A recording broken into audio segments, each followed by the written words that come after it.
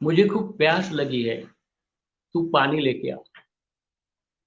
तो आनंद तुरंत उस झरने की तरफ जाते हैं और झरने की तरफ देखते ही उन्हें क्या महसूस होता है? झरने का पानी बहुत गंदा हुआ है। कुछ देर पहले गए तो वो अच्छा था पानी, लेकिन अभी क्यों ऐसा हुआ? क्योंकि कुछ बैलगाड़ियां वहां से निकल चुकी थी और इसी कारण वह पानी गंदा हुआ था। भिक्खु आनंद सोचने लगे, इतना गंदा पानी इतने महान भगवंत को कैसे पिलाए? तो आनंद पीछे आए, भगवंत के पास आए। क्या हुआ भगवंत? पानी बहुत गंदा है, पीने लायक नहीं है, इसीलिए मैंने लाया नहीं। लेकिन तो भी भगवंत क्या बोले आनंद से? आनंद, मुझे बहुत प्यास लगी है, तू पानी लेके आ। और आनंद फिर से झरने की तरफ जाने लगता है। फिर से झरने का बहाव देखता है। क्या पता चलता है उसे? वही गंदा पानी है अभी भी। फिर भी उसका मन नहीं होता पानी लेने के लिए, और वो वापिस जाता है बुद्ध के पास और कहता है, भगवान, पानी बहुत मलिन है और मुझे नहीं लगता कि वो पीना चाहिए। तो भी भगवान क्या कहते हैं आनंद को? आनंद, मुझे बहुत प्यास लगी है, जा तू पानी लेके आ। और फिर आनंद उलझन में पड़ता है कि वो मैं भगवान को बोल रहा हूं कि पानी पीने लायक नहीं है, तो भी भगवान मुझे कह रहे हैं कि आनंद तू जा, मुझे बहुत प्यास लगी है। इसका मतलब ये है कि जरूर भगवंत मुझे कुछ ना कुछ संदेश देना चाहते हैं, कुछ ना कुछ साक्षात्कार करना चाहते हैं, कुछ ना कुछ सत्य का उद्घाटन कराना चाहते हैं, कुछ ना कुछ सिखाना चाहते हैं। आनंद आता है, धीरे धीरे कदम दर कदम आता है, झरने के पास आता है।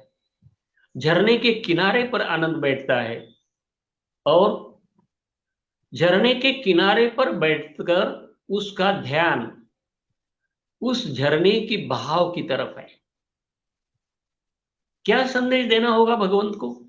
भगवंत क्या संदेश देना चाहते हैं? अपने को क्या सिखाना चाहते हैं? सोचते रहा आनंद, सोचते रहा और उस झरने के बहाव की तरफ देखते रहा, देखते रहा, देखते रहा। और कुछ समय जाने के बाद क्या हुआ? क्या हुआ?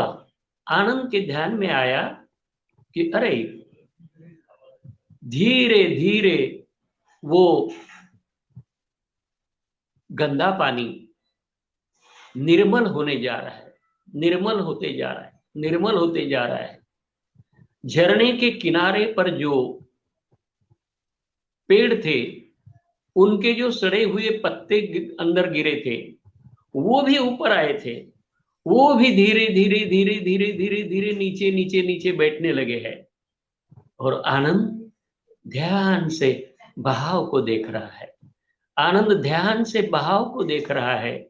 आनंद ध्यान से बहाव में जो गंदगी थी, जो मलिनता थी, जो धीरे धीरे नीचे जा रही है, नीचे बैठ रही है, नीचे बैठ रही, वो देखते रहा और देखते ही देखते, ये ध्यान से देखते ही देखते मुझे उसे तुरंत बिजली सा करंट लग गया।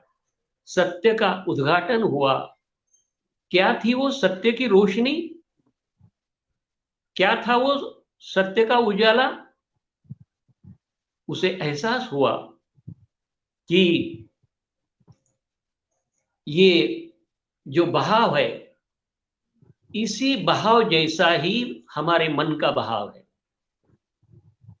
इसी झरने के बहाव जैसा ही हमारे मन का बहाव है, जो निरंतर बहते रहता है, बहते रहता है, बहते रहता है। वैसे वो हमेशा निर्मल रहता है, लेकिन कोई लोभ की बैलगाड़ी आ जाए तो हमारे मन का पानी तुरंत मैला हो जाता है। कोई क्रोध की बैलगाड़ी आ जाए तो हमारे मन का पानी तुरंत गंदा हो जाता है। कोई घृणा की बैलगाड़ी आ जाए और चली जाए तो हमारे मन का पानी मलिन होता है। कोई द्वेष की बैलगाड़ी आ जाए तो हमारे मन का पानी गंदा हो जाता है। यह साक्षात्कार उसे हुआ, एक सत्य का उद्घाटन उसे हुआ, उस प्रसंग ने किया। कौन सा सत्य? ये सत्य कि हमारे मन में, जो हमारा मन हमेशा निर्मल रहता है, वह निर्मल मन मलिन कब कब बनता है? तब बनता है जब हम उसे, हमारा मन पर पहारा नहीं होता, तो फिर वो ताजा पानी, एक स्वच्छ पानी, निर्मल पानी, वह भगवान बुद्ध की तरफ ले जाते हैं। तो क्या सीखना चाहिए हमें यहां? कि हमेशा हमारा मन निर्मल रहे, क्योंकि मलिन मन दुख की जननी है और निर्मल मन सुख की जननी है। तो सुख की कुंजी क्या है? मन की निर्मलता सुख की कुंजी, और मन की मलिनता दुख की कुंजी। क्या चाहिए? ये हमारे ऊपर डिपेंड है। एक बार क्या हुआ कि सुकरात, एक महान दार्शनिक, उनसे मिलने एक व्यक्ति आया और उस व्यक्ति ने सुकरात से पूछा कि आपका सबसे करीबी मित्र कौन, आपका सबसे सच्चा मित्र कौन? तो सुकरात ने बड़ा खूबसूरत जवाब दिया। क्या जवाब था? सुकरात जी बोले कि मन मेरा सबसे सच्चा साथी है, मन मेरा सबसे अच्छा मित्र है। और उसके बाद वह व्यक्ति बोला, फिर आपका बहुत बड़ा शत्रु कौन सा है? तो सुकरात ने क्या कहा? मेरा सबसे बड़ा शत्रु मेरा मन है। सुकरात के दोनों उत्तर सुनते वह व्यक्ति तो उलझन में पड़ गया कि ये क्या? पहले बोलते हो कि मन ही मेरा सच्चा मित्र है, और अब क्या? और अब बोल रहे हो कि मन ही आपका शत्रु है। ये कैसे हो सकता है? वो उलझन में पड़ गया। मेरे समझ में नहीं आया कि आप क्या सूचित करना चाहते हो, आप मुझे क्या बताना चाहते हो। और फिर सुकरात बोले, मन ही सब खेल करने वाला है। जैसा धम्मपद की पहली गाथा में बुद्ध ने कहा है, पहली दो गाथाएं मन के ऊपर है, और वह बहुत ही अप्रतिम गाथाएं है, जिसमें दुख के परिणाम, सुख और सुख के परिणाम, उसका जिक्र किया है। तो उसी तर्ज पर सुकरात भी कहते हैं कि मन ही सब खेल करता है। व्यक्ति बोला, वह कैसे? मन अच्छा मित्र है मेरा अच्छा मित्र है, वही मुझे एक सफलता की मार्ग पर चलने के लिए कहता है, और मैं सफलता की मार्ग पर चलते रहता हूं और मैं सुखी हो जाता हूं। फिर और कभी कभी मन ही मेरा गलत सोचने लगता है, गंदे गंदे विचार मन में आते हैं, और इसी कारण गलत रास्ते पर मन मुझे ले जाता है। इसी कारण वह शत्रु है। व्यक्ति बोलता है, तो इसमें रास्ता क्या है? ये तो सही है, ऐसा होता है, लेकिन इससे बचे कैसे? तो सुकरात बहुत बढ़िया ढंग से उसका जवाब देते हैं। वो क्या कहते हैं? वो कहते हैं कि आपके मन के ऊपर आपका पहरा चाहिए।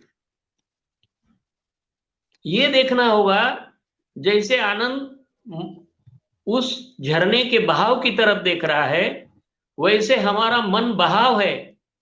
ये देखना चाहिए कि अभी इस बहाव में क्या चल रहा है। मन का साक्षी होना चाहिए, इस मन में क्या चल रहा है। तो सुकरात कहते हैं, ये देखना होगा कि क्या हमारा मन हमारे ऊपर हावी होता है। अगर हमारा मन हमारे ऊपर हावी होता है, तो इसका मतलब है कि वो हमें गलत रास्ते पर ले जा सकता है, और आप उसे हावी नहीं होने देते, तब आप सकारात्मक ढंग से सोच सकते हो और आप सही रास्ते पर जा सकते हो। तो मित्रों, इसका निचोड़ क्या है? जीवन जीने की कला का सूत्र क्या है? जीवन जीने की कला का यह सूत्र है कि मन का गुलाम मत बनो, मन को अपने अधीन रहने दो। मन का गुलाम बनोगे तो दुख का निर्माण होगा और सुख नहीं पाओगे आप। और इसी कारण दुख का गुलाम न होते, मन का गुलाम न होते हुए मन पर हावी होना, यही एक सुख का मार्ग है। और यही सुख के मार्ग से हमें चलना चाहिए। यही एक अच्छा मार्ग है। बुद्ध धम्म की भाषा में इसी क्या कहते हैं? अकुशल मन और कुशल मन। दार्शनिक ढंग से ये दो शब्द महत्वपूर्ण है। अकुशल, इसका मतलब है अकुशलता का एक रास्ता है जो कंटीला है, जो हमें जख्म देता है, जो हमें दुख देता है। और दूसरा रास्ता कुशल कर्म का है, कुशल कर्म का है। एक अकुशल कर्म का जिसमें कांटे ही कांटे भरे हुए हैं, और दूसरा कुशल कर्म का रास्ता है जिस रास्ते पर फूल ही फूल बिछाए हुए हैं। सुख के मुकाम की ओर हमें यह रास्ता ले जाता है। मित्रों, जब हम खुश होते हैं तब हमें ऐसा लगता है कि जिंदगी कैसी है। जिंदगी एक सुंदर खूबसूरत बगिया है, जिधर देखो उधर सुंदर सुंदर फूल खिले हैं। कितनी महक आ रही है उस बगिया से, इसलिए हम बहुत खुश रहते हैं। लेकिन जब दुखों का पता चलता है, कांटों का पता चलता है, तो मन बहुत दुखी होता है। तो ऐसे समय में हम क्या करें? जिंदगी जीने की कला इस स्थिति में हमें क्या संदेश देती है? क्या करना चाहिए? उसके लिए साक्षी भाव की जरूरत होती है। उसके लिए समता भाव की जरूरत होती है। साक्षी भाव जीवन जीने की कला की एक कुंजी है, एक सूत्र है।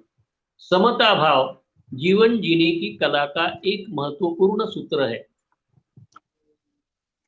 जैसे कुछ हरे भरे पत्ते ऐसे होते हैं, पानी का बूंद भी गिर जाए तो वो नीचे चला जाता है। पानी का बूंद भी उस पर गिर जाए तो वो नीचे गिर जाता है, उस पर ठहरता ही नहीं। उस तरह, उस हरे भरे पत्ते की तरह हमारा मन होना चाहिए। कैसा? घटना कौन सी भी घटे, चाहे वह सुखद घटे, चाहे वह दुखद घटे, सुखद हुई, ज्यादा खुश होने की जरूरत नहीं, दुखद हुई, ज्यादा दुखी होने की भी जरूरत नहीं। इसका मतलब वो बूंद की तरह नीचे जानी चाहिए। तो क्या होता है, इसमें समता भाव स्थापित होता है। और आपको अगर खुश होना है, जिंदगी जीने की कला अपनानी है, तो मैं अब जो उदाहरण देने वाला हूं, उस उदाहरण का जो निचोड़ होगा उसको जीवन में लाना होगा, तभी आप सुखी हो सकते हो। क्या है? सत्यनारायण गोयनका जी के प्रवचन में ये उदाहरण आता है। एक बार दो भाई, उन दो भाइयों के पिताजी की मृत्यु हुई थी और संपत्ति का बंटवारा दोनों ने हुआ था। सभी वस्तुएं बांट ली, तभी एक छोटा सा पॉकेट मिला उसके कुछ दिन बाद। तो देख रहे थे इसमें क्या है, तो देखा तो क्या, उसमें एक पुरचुंडी में एक हीरे की अंगूठी थी और दूसरी क्या, दूसरी चांदी की अंगूठी थी। उन्हें बहुत आश्चर्य हुआ कि ऐसे क्यों रखा पिताजी ने। यहाँ जो बड़े भाई थे उनके मन में लोभ उत्पन्न हुआ और वो क्या कह रहे थे, क्या कहा उन्होंने छोटे भाई को, देख, इस तरह पिताजी ने ये अंगूठी रखी है, इसका मतलब ये है कि ये पिताजी ने खरीदी नहीं थी, वो हमारे पुरखों से घर में रही होगी, इसीलिए इस तरह रखी है। तो तू ऐसा कर, मैं बड़ा होने के नाते ये अंगूठी मुझे दे दे, और ये जो चांदी की अंगूठी है ना, ये तू ले ले। आज्ञाधारक था छोटा भाई। ठीक है भाई, मैं चांदी की अंगूठी लेता हूं, आप हीरे की अंगूठी ले लो। अपने अपने घर गए, नजदीकी रहते थे। छोटा भाई सोच रहा था कि ये समझ में आ सकता है कि हीरे की अंगूठी जो है वह सीमा सिंह जी, जय भीम। छोटा भाई सोच रहा था कि जो अंगूठी है चांदी की और सोने हीरे की, ये समझ सकते हैं कि हीरे की अंगूठी इतनी सुरक्षित रखी, ये चांदी की अंगूठी इतनी सुरक्षित रखने की क्या जरूरत थी, चांदी का मोल ही क्या है। लेकिन क्या हुआ, वह ऐसे सोच रहा था, उसने अंगूठी पहनी थी, तो अचानक उसका लक्ष्य अंगूठी की तरफ गया। वो अंगूठी निहार रहा था, क्या पता लगा उसको, उस अंगूठी पर कुछ लिखा हुआ था। क्या लिखा हुआ था? उस अंगूठी पर लिखा हुआ था, ये भी बदलने वाला है। बहुत महत्वपूर्ण वाक्यांश है ये, बहुत महत्वपूर्ण वाक्य है ये, मौलिक वाक्य है ये। जीवन जीने की कला आत्मसात करने के लिए, पाने के लिए एक सुख की कुंजी है ये, एक वाक्य, ये भी बदलने वाला है। वो जब सुखी रहता था तब उस उंगली की तरफ उसका ध्यान जाता और वो पढ़ता, ये भी बदलने वाला है। इसका मतलब ये भी ज्यादा दिन रहने वाला नहीं। जब दुख के बादल मंडराते, वो दुखी नहीं होता उतना, क्योंकि अंगूठी की तरफ ध्यान जाता है, ये भी बदलने वाला है, तो दुखी होने की जरूरत नहीं।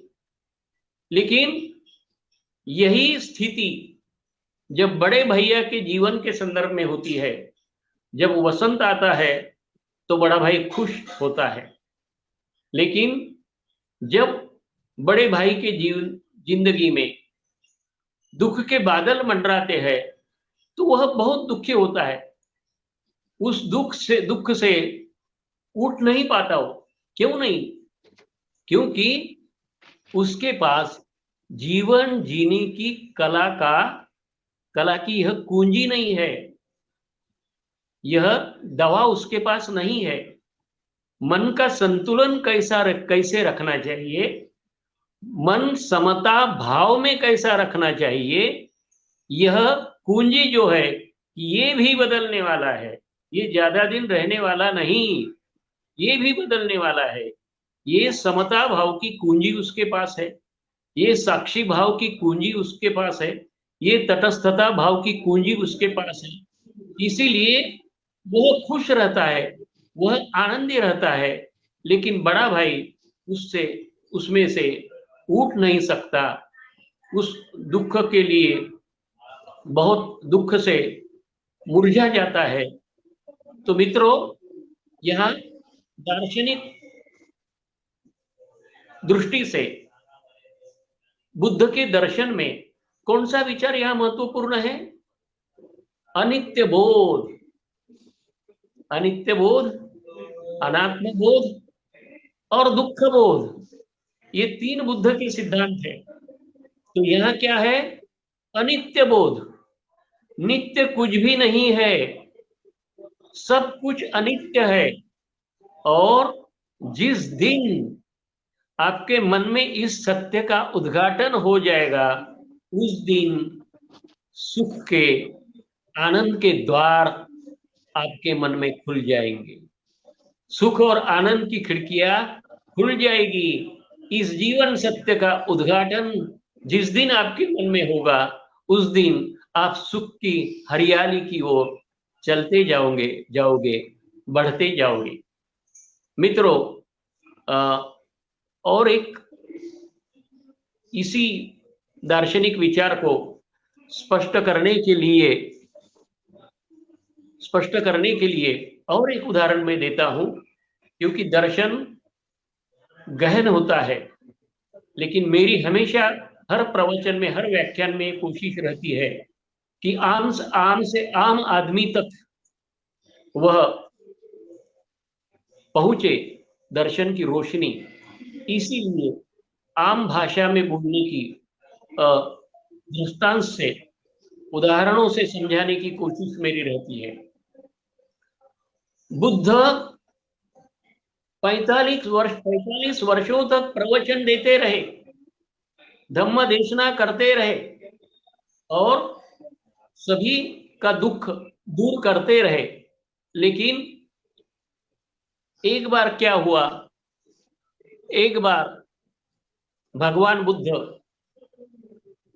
अपने आसन पर आए, आसन पर बैठे, उनके हाथ में एक फूल था।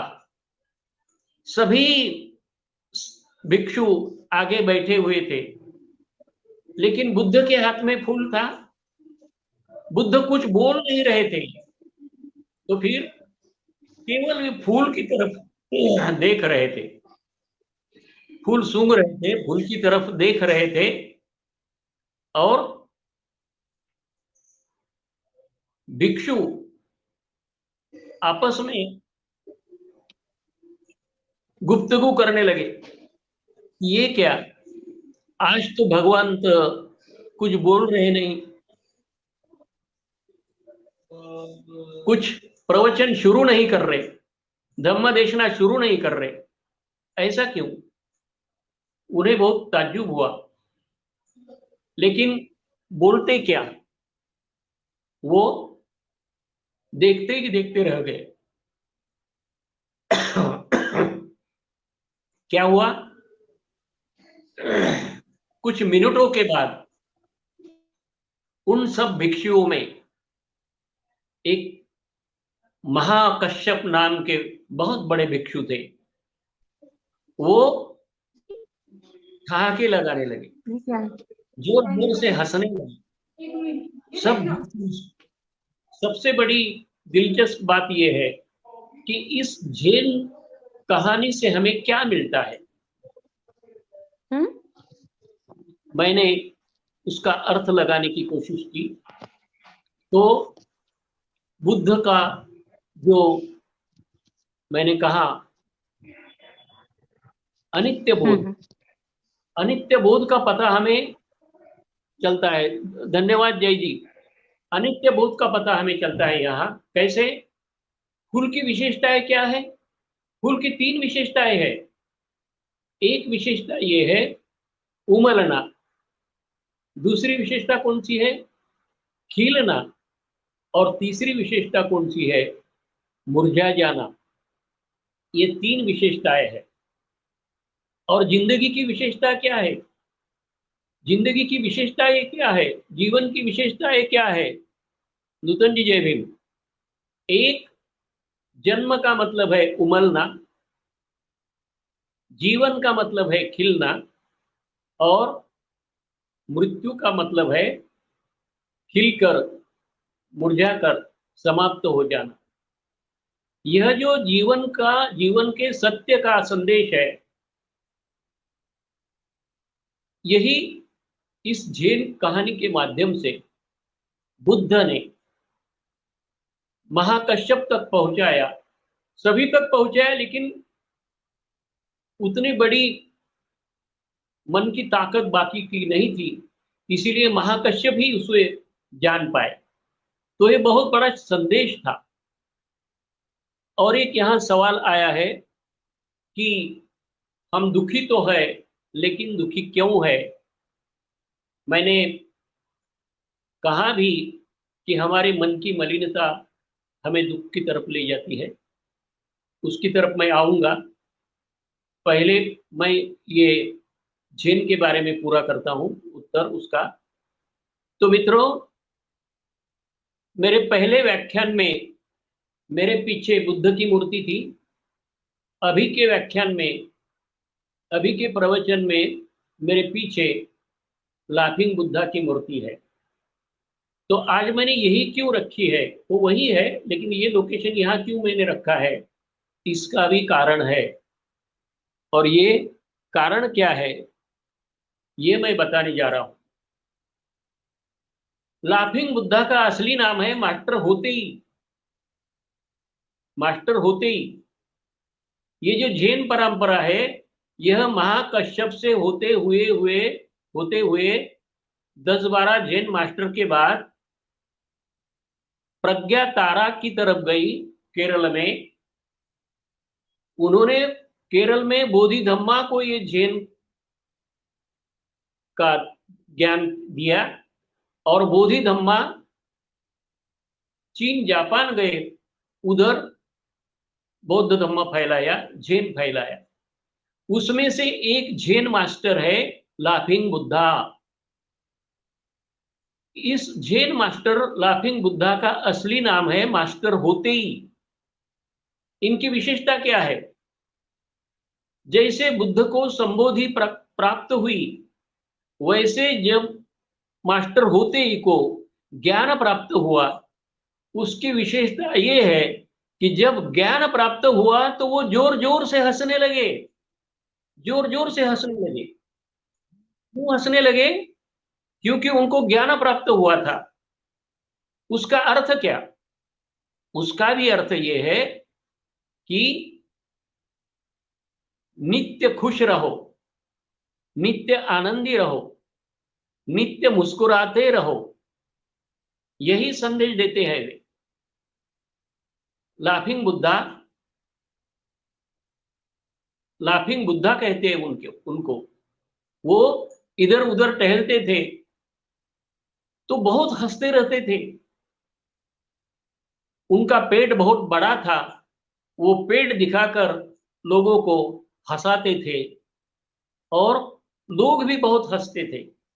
और उनके हंसाने के स्वभाव के कारण उनके पास कई लोग खुशी से जम जाते थे। और वो लोगों का दुख दूर करते थे। उन्हें जब सवाल किया गया कि जैन क्या है, जैन का मतलब क्या है, तो उन्होंने बहुत ही सुंदर जवाब दिया। वो बोले, अ, अभी मेरे पीछे की जो मूर्ति है, वह मूर्ति एक पोटली पर खड़ी है, पोटली उसके नीचे है और वो पोटली पर खड़े हैं। तो उनके हाथ में कंधे पर हमेशा पोटली रहती थी।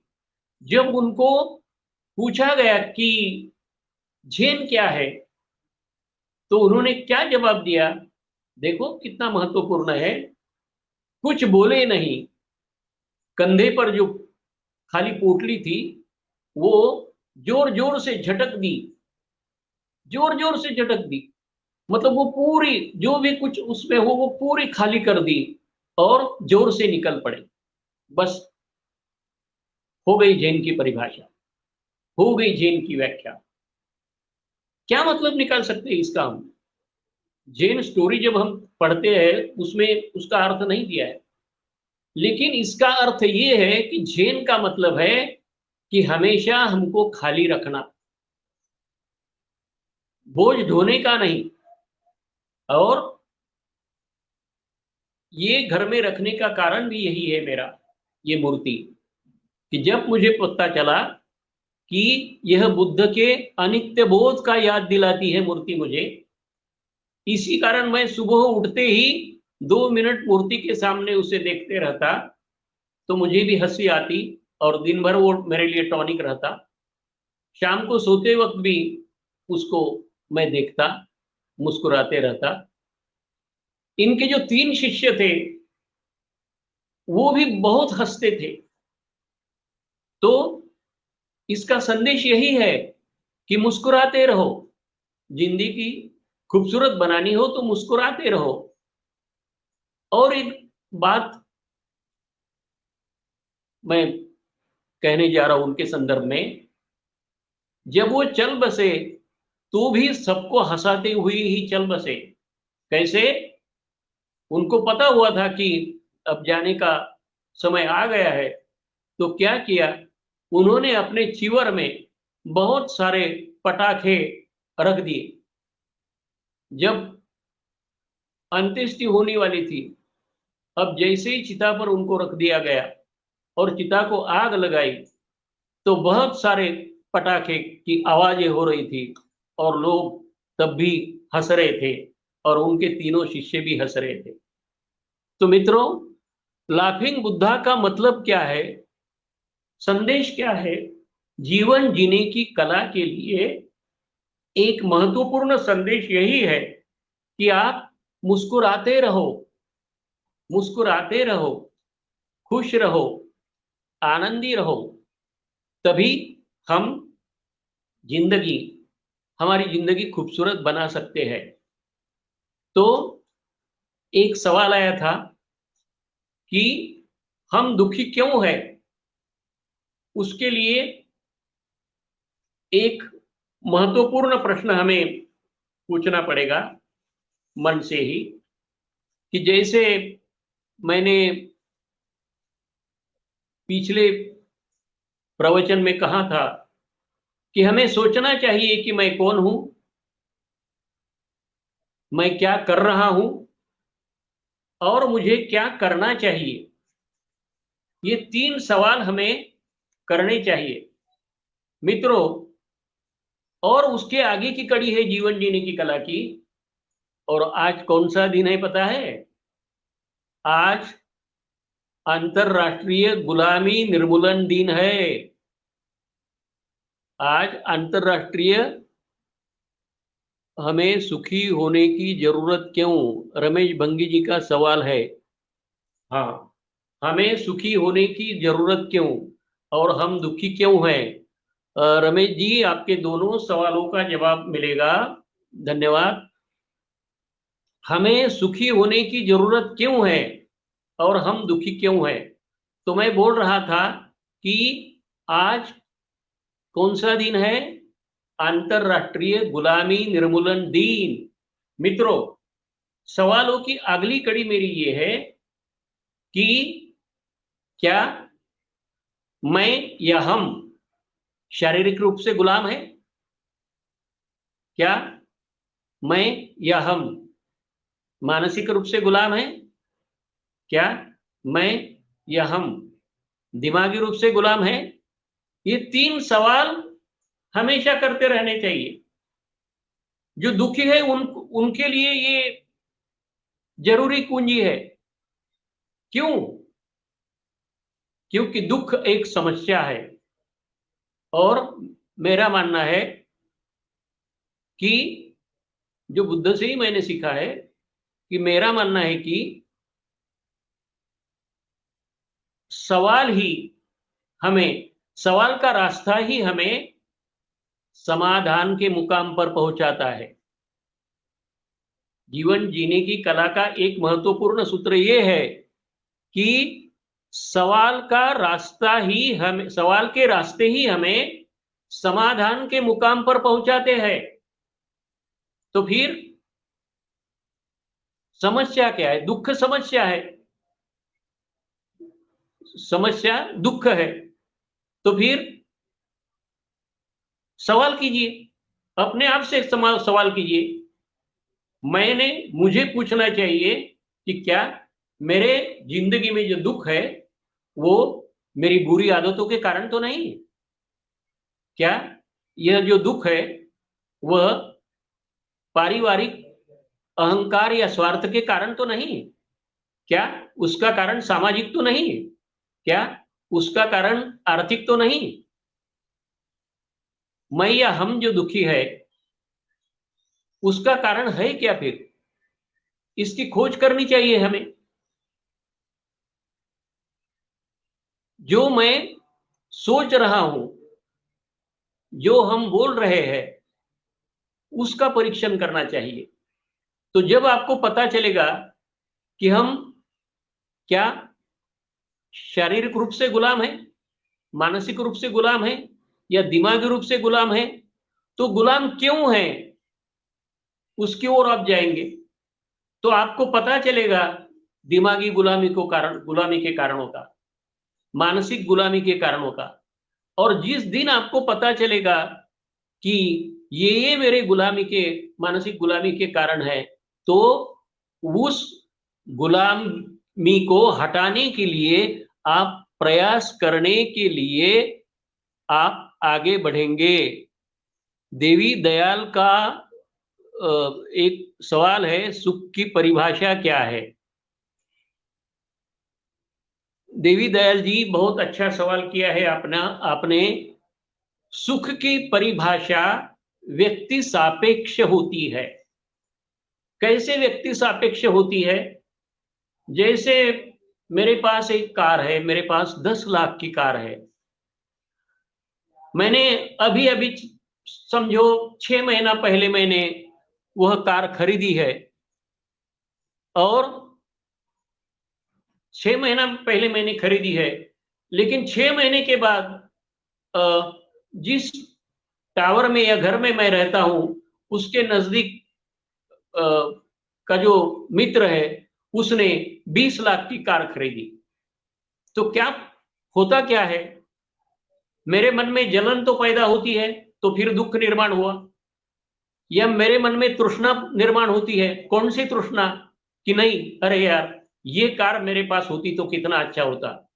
तो क्या होता है, जिस 10 लाख की कार में आप सुख उस समय अनुभव करते हो, सुख की अनुभूति लेते हो, लेकिन 6 महीने के बाद आपको पता चलता है कि अरे सुख तो वो गाड़ी में है, कितनी खूबसूरत दिखाई देती है।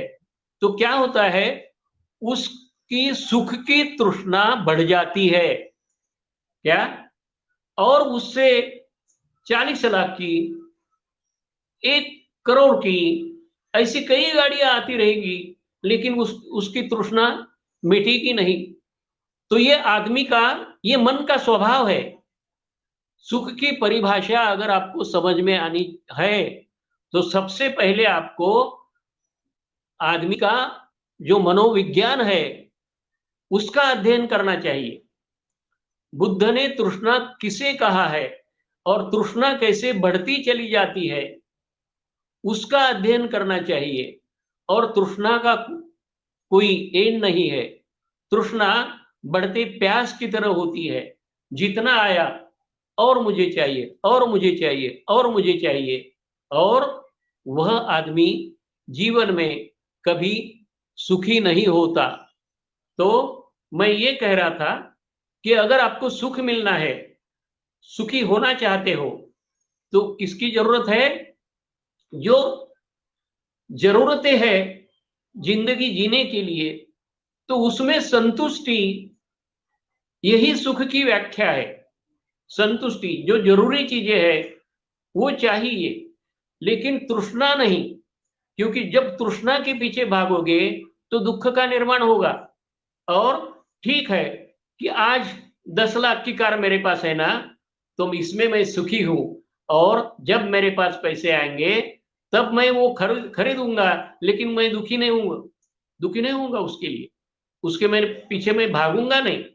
नहीं तो आज दुख का एक कारण ये है कि जो है उसका आस्वाद नहीं ले रहे हैं, उसका सुख अनुभव न करते हुए दूसरी वस्तुओं के पीछे भाग रहे हैं। यही एक सबसे बड़ा कारण दुख का है।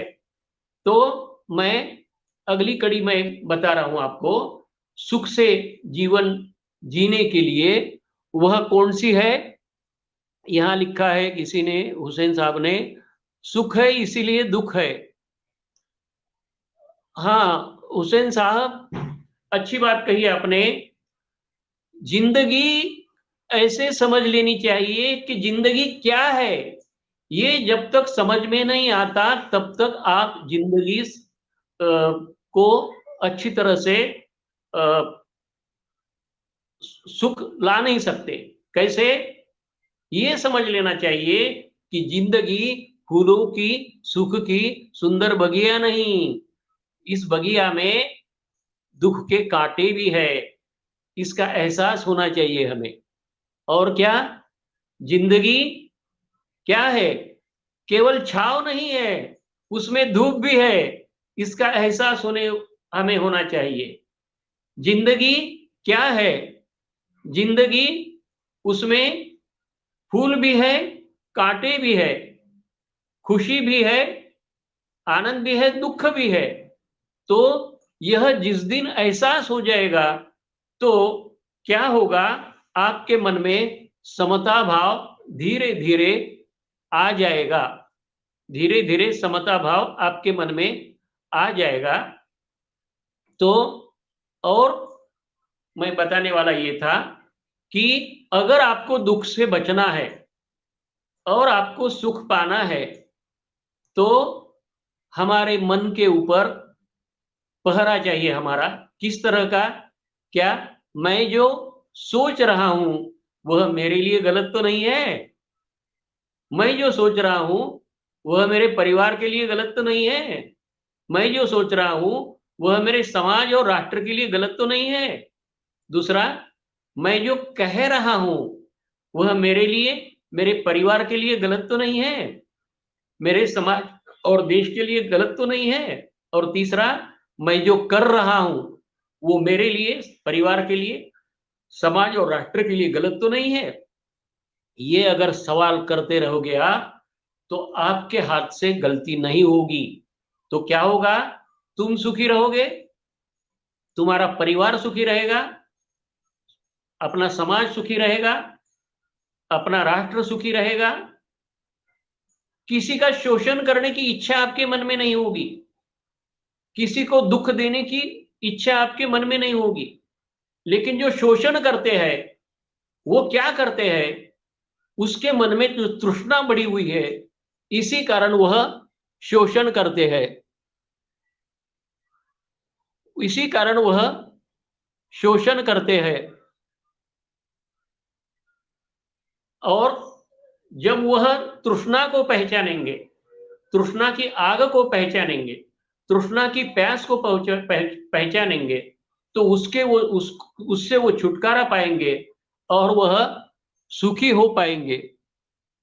और इसी कारण ये हमें सोचना चाहिए कि सुख और दुख दोनों भी हमारे जीवन का हिस्सा है। दुख का हमारा ये भी कारण है, क्या कोई तो भी हमारा मालिक होता है। लेकिन बुद्ध ने क्या कहा है? बुद्ध ने कहा है अत्त दीप भव, स्वयं का दीप बनो। बाबा साहब आम्बेडकर ने कहा स्वयं प्रकाशित हो, अपना प्रकाश अपन बनो, स्वयं का उद्धार स्वयं करो। और बुद्ध ने क्या कहा? अत्ता ही अत्तो नाथो, आप स्वयं ही स्वयं के नाथ है, आप स्वयं ही स्वयं के स्वामी है, आप स्वयं ही स्वयं के मालिक है। लेकिन क्या होता है, देश की स्थिति क्या है? एक तरफ अमीरी, एक तरफ गरीबी, किसी की उंगलियां घी में और किसी की उंगलियां गोबर में, ऐसा सामाजिक आर्थिक दुख। और उस उस दुख के दहकते अंगारे वो बहिष्कृत भारत को जला रहे हैं। मित्रों, जो शोषण करने वाले हैं उनको कहना चाहिए कि हमारा मालिक होना भले ही तुम्हारे हित में हो, हमारा मालिक होना भले ही तुम्हारे हित में हो, लेकिन तुम्हारा गुलाम रहना हमारे हित में नहीं है, तुम्हारे गुलाम रहना हमारे कल्याण में नहीं है। और हम भी मालिक बनने की हैसियत रखते हैं। अगर बने भी हम मालिक, लेकिन आपको गुलाम नहीं करेंगे। ये मन की ऊंचाई है कि उस गुलामी से छुटकारा पाने का, स्वाभिमान से जीना ही अच्छी तरह जीवन जीने की कला है।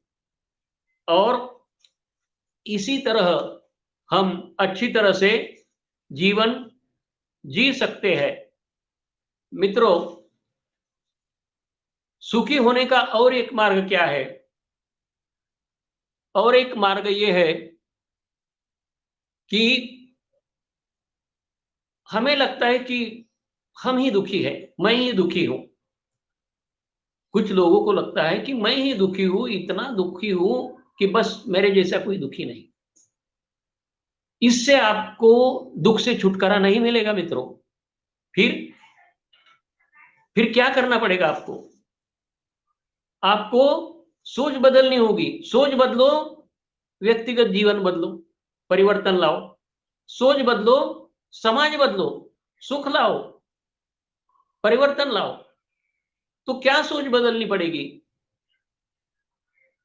जब हम वॉशरूम में जाते हैं, वॉशरूम में आगे एक जगह लिख लो। क्या लिख लो? दुनिया में इतना गम है, मेरा गम कितना कम है। दुनिया में इतना गम है, मेरा गम कितना कम है।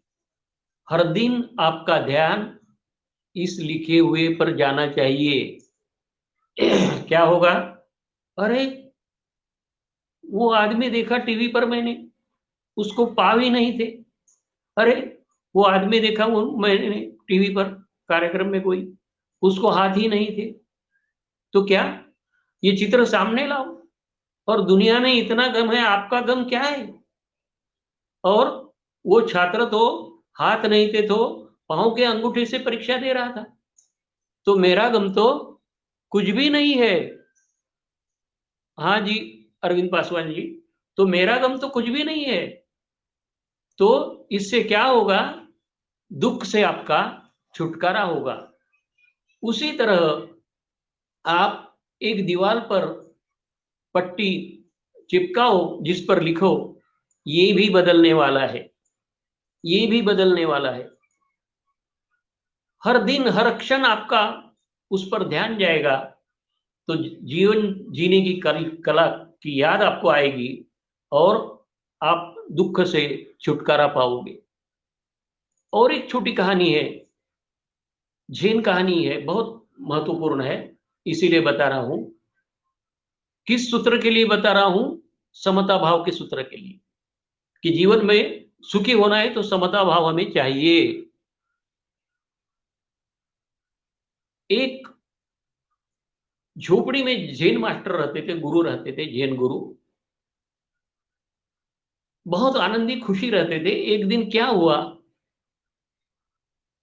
एक जवान लड़की ने उन पर, वो जवान लड़की पेट से रह गई, पेट में उसके गर्भधारणा हुई, कुंवारी लड़की थी, शादी नहीं हुई थी। तो ये पाप कहां से लाई, ऐसा माँ बाप ने पूछा। तो वो बोल नहीं पाई, उसको डांट रहे थे माँ बाप, मार रहे थे कि बोल ये किसका पाप तेरे पेट में है। तो फिर वो क्या बोली, वो जो झोपड़ी में गुरु है ना, उनका ये पाप है। तो उसके माता पिता आग बबूला हो गए, संताप की आग धधकने के लगी उनके मन में, दिमाग में। और वो वहां आए और क्या बोले, ए पापी, ये क्या किया तूने, ये बहुत गलत किया तूने। और वो गाली देने लगे उनको, जैन गुरु को गाली देने लगे। लेकिन जैन गुरु की प्रतिक्रिया क्या थी, मुस्कुरा कर वह बोले, ऐसा है तो। वो गालियां देते रहे तो भी जैन गुरु इतना ही बोले, ऐसा है तो। और क्या हुआ, कुछ दिन बाद उस लड़की को बच्चा हुआ। वो मुस्कुराने लगा, आंगन में खेलने लगा। और क्या हुआ, एक दिन माँ ने, माँ को वो बोली बोली लड़की कि मैं आपसे झूठ बोली, वह उस जैन गुरु का पाप नहीं है, वह इस मच्छी मार्केट में वो जो लड़का है ना, उसका यह पाप है। तो माँ बाप को बहुत बुरा लगा और वो फिर जैन गुरु के पास गए और क्या कहा उन्होंने, हमें माफ कर दे गुरुजी, हमसे गलती हुई। वो क्या बोले, ऐसा है तो। ये बार बार माफी मांग रहे थे, गुरु इतना ही बोल रहे थे, ऐसा है तो ऐसा है तो, ये जो लफ्ज है, ये जो वाक्य है, ये ऐसी घड़ी में बहुत ही महत्वपूर्ण है, क्योंकि वह वाक्य हमें समता भाव में रखता है। सुख हो या दुख हो, हमें समता भाव में रखता है। और समता भाव ही जीवन जीने की बहुत खूबसूरत कला है। तो मित्रों, और भी कई मुद्दे जीवन जीने की कला के हैं, लेकिन मैं उसके और गहराई तक जाऊंगा नहीं, क्योंकि 1 घंटा लगभग हो चुका है।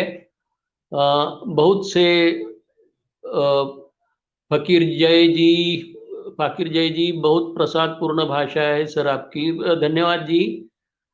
तो मैं जय भीम कारवा के शिल्पकार शैली किरण जी, जय फाकिर जी, विपिन टाइगर जी को बहुत बहुत धन्यवाद देता हूं, जिसके कारण मैं आपसे संवाद कर सका। और अमित धर्म सिंह जी भी चिंतनीय वक्तव्य बोल रहे हैं, बस धन्यवाद अमित जी। तो मित्रों, मैं इतना ही कहूंगा कि सुबह शाम मुस्कुराते रहो। आखिर में मैं इतना ही कहूंगा कि सुबह शाम मुस्कुराते रहो।